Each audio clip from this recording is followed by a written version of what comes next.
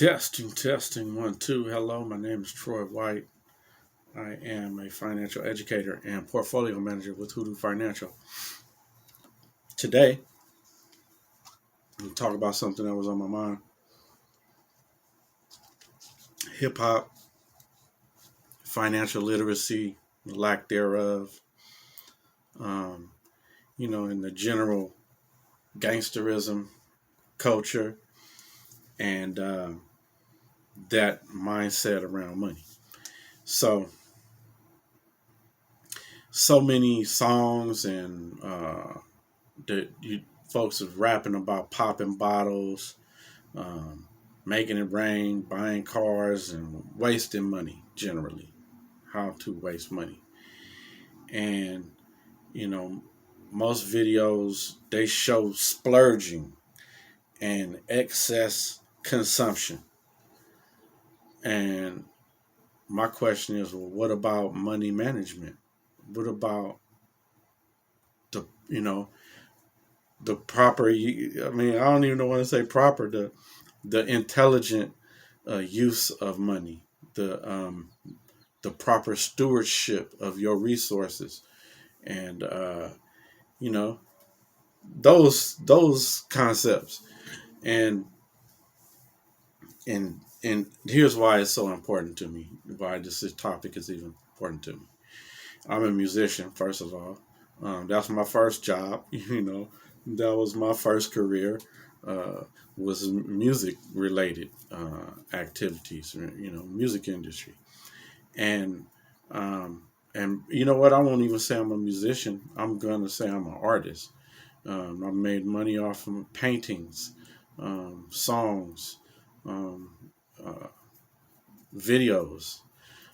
So one thing that I know is a musician, an artist, is an entrepreneur, and entrepreneurs, you know, and the thing about it, and the thing about it with entrepreneurs and a hustler type of person, there is no retirement built into that. And with the musician, they may hit their home run early in life, and then that's kind of like, you know, the end of their income. They get a large income for a short period of time, and so they're forced to manage it, and they don't know how. And but the problem that they also have is that they can't appear to not have money. So, but it's impossible um, to live a life of excess for an extended period of time, especially if you're financially illiterate. So they're dooming themselves to, you know, staying in the house because you don't want to go outside broke. That's something that I have musician clients as well. Some hip hop artists and no athletes at this time, but same circumstance works for them. And a lot of my friends and family, from I grew up in Oakland, California. There's this, a lot of people that I know are, like I said, friends and family are been hustling their whole life. So, again, there's no retirement for that. And then there's never a goal for that. The goal is to make as much money as possible so I can live, good. And, but that's not a financial plan. And so the hustle stops. The block is hot, and now it's not. you know, and so that's how it goes. And so even in that environment, you need to embed proper financial stewardship. Financial literacy. And so some hip hop artists are putting it down in that area and showing the way. Other alternatives on how you can live. Us as regular citizens, and them as rappers or whomever they are.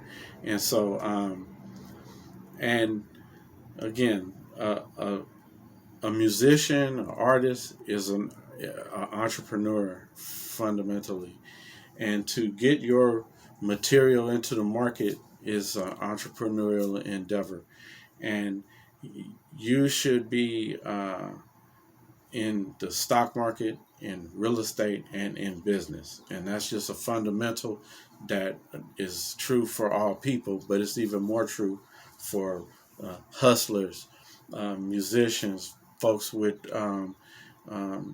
side hustles and things. It's important that you know pay yourself first at 10% and put it to work. No matter where your income is coming from, you're gonna need it. You're gonna need this financial responsibility to assist you. Maybe not right this minute while you balling, but you're gonna need it to help your life keep this party going. So let's take a look at some of the other hip hop artists that are good role models to follow in terms of um, living a financially uh, a financially literate lifestyle. Let's take Rick Ross. Rick Ross has his hands in alcohol business. That's entrepreneurship. He has his hands in health and fitness. That fast food.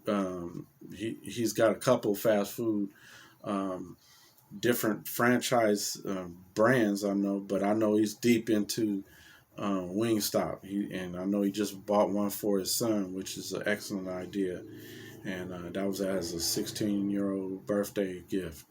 And I just love that. I just love that. I love that. It's buying, appreciating asset that is income producing asset, buying a means of living well versus the consumption of theoretically living well, because that won't last. That there. 50 Cent. Remember, 50 Cent's been involved in video games. Um, he's got TV shows. He's big. He made that big investment in vitamin water and paid off 100, 200, 300, 400 million, something like that. And he's staying relevant with his entrepreneurship. Jay Z is has an extensive portfolio, um, more than I even know. I mean, I know he's got clothing, he's got food, he's got alcohol, he's got technology, he's got media outlet. He's doing a thing, and he speaks on entrepreneurism as well. You got Beats by Dre, Dr. Dre. He got those headphones that was put him in the billionaire stratosphere. When Apple bought his portion, or bought a significant portion of this company, and they're selling, like hotcakes. Soulja Boy, he invented or created a video game player. I read the details on that, and I'm very impressed, and surprised that others haven't utilized his concept. And it's not about battling with PlayStation and them. He just has he used a lesser license of some sort, where you are basically a reader, so you could play other video game console games. So I love him. I give him kudos for that. P Diddy, Puffy, Puff Daddy, whatever you call him, he's been in entrepreneurship, and he's continuing to make money in multiple ways. And he's got the clothing line, he's got the alcohol, Ciroc, um, and so on and so on. Big things.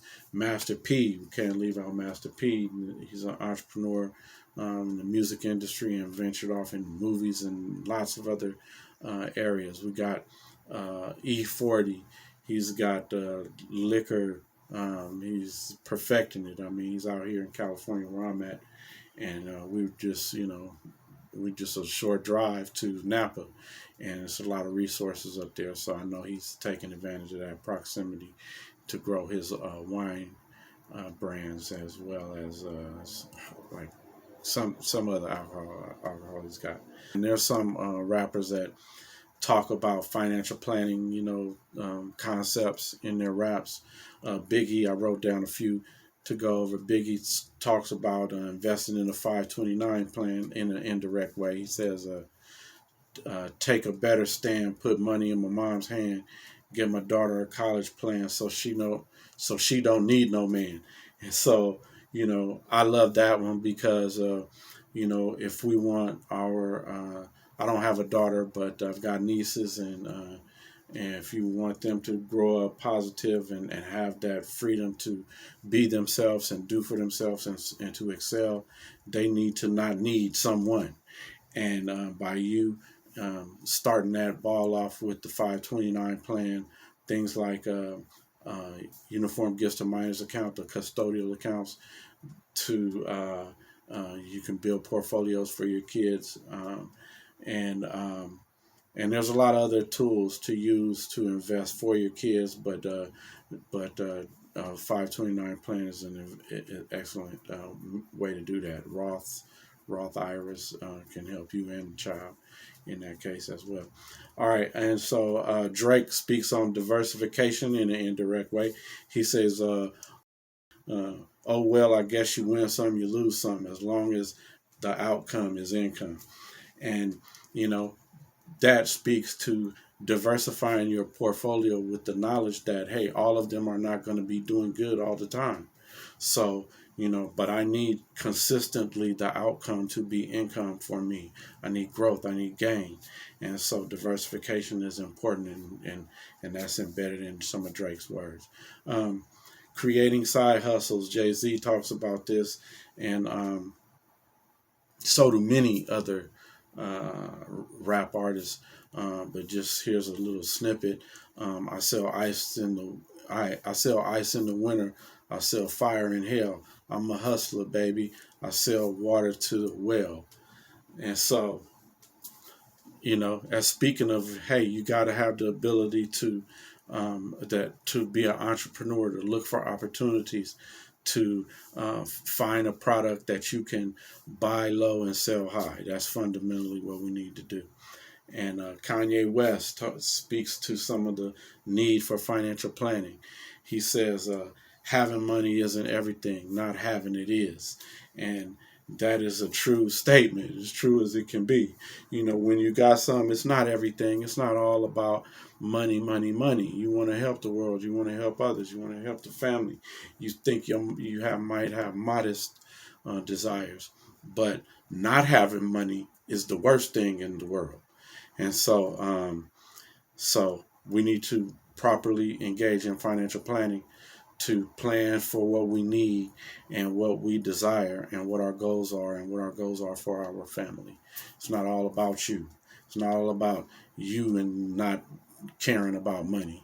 Well, your family do care, and money care about them. So, and not having money is the worst thing. So you need to be successful so that they can be taken care of. And that starts by learn, plan, and invest. You need to become financially literate, make financial plans, and take action. Start investing. You can't. You like I said before, there's no retirement plan for hustlers and musicians. You got to engage in financial planning, and I can help you with that. Plenty of my videos tell you the blueprint of what to do. If you can go out there and do it on your own, but I'm here to help. It costs less to work with me probably than fumbling around, wasting money and time, doing it the hard way. So pay yourself first 10%.